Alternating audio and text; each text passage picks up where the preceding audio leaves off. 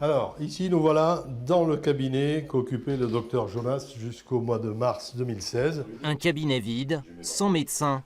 Le maire des Rives-d'Andenne a décidé de le conserver tel quel, dans l'espoir de trouver un successeur. Tout est resté à peu de choses près dans l'état où il l'a laissé. Ici, la situation est catastrophique. Départ à la retraite, décès, 4 médecins présents sur la commune il y a encore 1 an et demi, un seul au 1er janvier prochain. Est-ce que c'est à nous, les maires ruraux dans nos petites communes, d'avoir à résoudre ces problèmes-là? Vous vous sentez démunis ? Ah, totalement. On a plutôt intérêt à mourir en bonne santé chez nous. Hein. Voilà. Fin 2014, dans le bocage ornais, la situation est particulièrement inquiétante. Dans un périmètre de 30 km, 5 médecins partent à la retraite d'ici la fin de l'année. C'est ainsi plus de 8000 personnes qui vont se retrouver sans généraliste. À la pharmacie, on ne parle que de ça. Si chez vous, vous en avez appelé 7, 8 ou 9, ou je sais plus. J'ai appelé au moins 7 médecins. Ils prennent pas. Soit qu'ils consultent sur rendez-vous, donc ils ne peuvent pas nous prendre. Et quand ils consultent sans rendez-vous, les salles d'attente sont pleines, ils nous disent de ne pas venir. On va aller vers les urgences, mais est-ce que c'est une solution? J'en sais rien. Il va falloir qu'on nous trouve une solution, mais laquelle, je ne sais pas. Pour beaucoup, le premier réflexe, c'est de se tourner vers son pharmacien. Merci bien. Merci. On fait en fait le premier tri finalement chez les patients, chez les malades. Et c'est vrai que nous, n'étant pas médecins, on n'est pas formés à ça. On ne sait pas le faire, donc on le fait pour dépanner, pour arranger les gens. Mais à chaque fois, on se demande si on risque pas de faire une erreur médicale. Dans l'Orne, on compte moitié moins de médecins que la moyenne nationale. Et les départs à la retraite s'accélèrent. La moyenne d'âge aujourd'hui approche les 58 ans. Un médecin sur 4 a plus de 65 ans. Pour enrayer cette désertification médicale, le département a mis la main à la poche et créé une cellule de crise unique en France autour des acteurs de la santé. Donc nous avons engagé un certain nombre de mesures pour inverser la tendance, notamment dans une démarche de recrutement de médecins à diplôme européen pour combler, la carence de médecins français. Le département a ainsi débauché une vingtaine de médecins européens en passant par un cabinet de chasseurs de tête. Le docteur Vidal, par exemple, est arrivé il y a 1 an et demi d'Espagne sans parler un mot de français. Okay.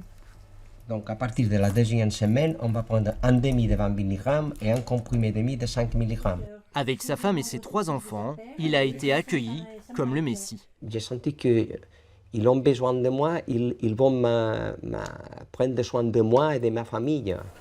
Le docteur Vidal a repris ce cabinet fermé depuis un peu plus de 2 ans. Aucun médecin français ne voulait s'y installer. Je ne comprends pas pourquoi. Mais tout le monde m'explique une chose différente. Il n'y a pas de médecins, la fac s'est fermée pour les médecins. Après, les médecins veulent travailler tout sur les grandes villes, pas la campagne. Mais je ne sais pas pourquoi. Parce qu'on travaille bien ici. Tout est clair? Oui. Même avec mon français? Ça va très bien. Pour attirer les médecins, des pôles de santé sortent de terre un peu partout en Normandie. L'idée, regrouper spécialistes, infirmières, généralistes au même endroit, car aujourd'hui les médecins ne veulent plus travailler seuls et être surchargés de paperasse. Bonjour la Chadet. Le docteur Gall a créé le pôle de santé de Mortagne-au-Perche il y a 2 ans. Avec 60 professionnels aujourd'hui, le site est déjà trop petit. C'est le monde qui a attiré le monde. Voilà. Et à côté du premier recours, on a beaucoup de second recours qui viennent avec un orthopédiste, un neurologue, des cardiologues. Des spécialistes souvent parisiens qui profitent de leur maison secondaire dans le Perche pour ne travailler seulement que quelques heures par semaine. En revanche, pas de nouveaux généralistes. Le pôle de santé n'est pas un remède miracle, mais il est aujourd'hui incontournable.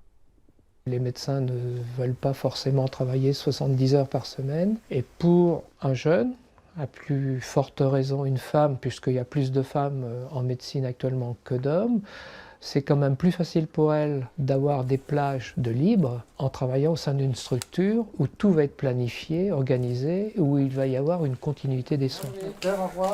Pourtant, seulement 2 jeunes médecins se sont installés dans l'Orne ces 2 dernières années, alors qu'à chaque rentrée, Le département accueille en stage environ 200 étudiants en médecine. Je pense que tu vas avoir un effet anxiolytique, il va pouvoir rebaisser après. Et tu le revois dans un mois. D'accord. À 28 ans, après 9 ans d'études, Pierre-Sylvain Couvet termine son internat à Alençon auprès du docteur Bischoff. Il prévoit de travailler quelque temps ici après l'obtention de son diplôme. Pour lui, si les jeunes ne s'installent pas en campagne, c'est avant tout parce que la formation est longue. Ils se retrouvent à faire toutes leurs études, leur vie dans des grandes villes. Et à un moment, quand on se retrouve à vivre au même endroit pendant un certain temps, on a des habitudes. Et donc ces jeunes sont potentiellement intéressés à rester près de leur lieu de vie. Le gros souci, c'est surtout le problème du conjoint, qui n'a pas forcément de travail ici, ou un poste qui lui corresponde. Ça, c'est quand même la majorité du problème. Xavier Imbert est l'un des rares internes de Caen à s'être installé dans l'Orne, à Domfront. C'est un secteur que je connais bien pour avoir grandi pas très loin, et surtout j'étais venu ici en stage à 2 reprises durant mon internat. Mais il n'est présent que 2 jours par semaine.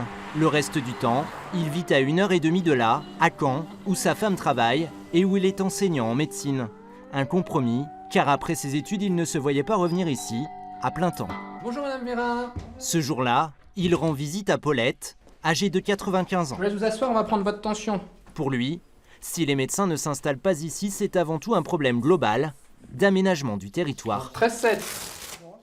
Au même titre que la Poste a fermé, que les différents pouvoirs publics sont partis en fait.